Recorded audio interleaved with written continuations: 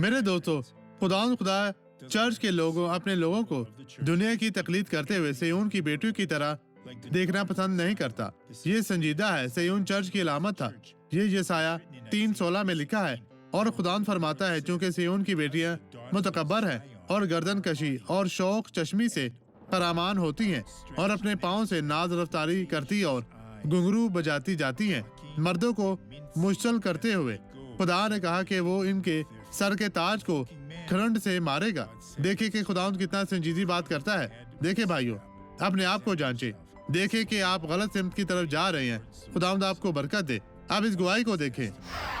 میں درد کی وجہ سے اس طرح چلتی تھی، میں اس وجہ کب سے سے ایسا زیادہ تھا نہیں میری چل بہن؟ سکتی۔